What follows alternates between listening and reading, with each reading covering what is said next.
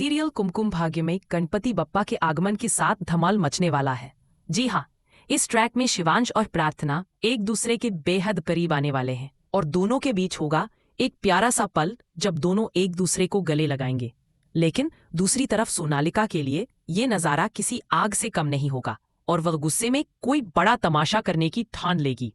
अब आखिर ये सब हुआ कैसे, चलिए विस्तार से बताते हैं। लेकिन हाँ, अगर आपने अभी तक चैनल सब्सक्राइब नहीं किया है तो जल्दी से कर लीजिए ताकि आगे आने वाले हर ट्विस्ट की जानकारी आप तक सबसे पहले पहुंचे। आने वाले एपिसोड में दिखाया जाएगा कि बुआ माँ लगातार शिवांश के दिमाग में जहर घोलने की कोशिश कर रही होती है। तेरी माँ को तो कोई फर्क ही नहीं पड़ता, उसकी आंखों में कभी आंसू नहीं आते, दुख तो हमें झेलना पड़ रहा है। ये सब सुनकर शिवांश बुरी तरह टूट जाता है।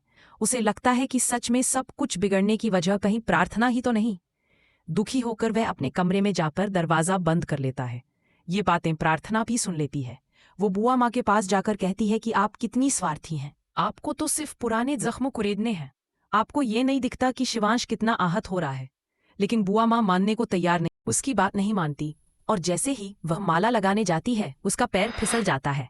उसी पल शिवांश उसे थाम लेता है और कहता है, तुम हमेशा जानबूझकर गिरती हो जब मैं आसपास होता हूँ। जिस पर प्रार्थना मुस्कुराकर जवाब देती है, नहीं, ये तो किस्मत का खेल है, भगवान ही हमें बार बार मिलाते हैं। लेकिन शिवांश फिर भी गुस्सा दिखाता है और वहां से चला जाता है। हालांकि गणपति बप्पा के आगमन के साथ ही हालात बदलने वाले हैं। प्रार्थना जल्द ही शिवांश को यह एहसास दिलाएगी कि बुआ माँ सिर्फ उसके जज्बातों से खेलती रही है। इतना ही नहीं, प्रार्थना उसे यह सच भी बताएगी कि तलाक की बात भी बुआ माँ की ही साजिश थी, उन्होंने ही उसे भड़काया था। तो दोस्तों, अब आने वाले एपिसोड में होगा बड़ा धमाका, जहां एक तरफ गणपति बप्पा खुशियां लेकर आएंगे, वहीं दूसरी ओर प्रार्थना और शिवांश का रिश्ता और मजबूत होगा।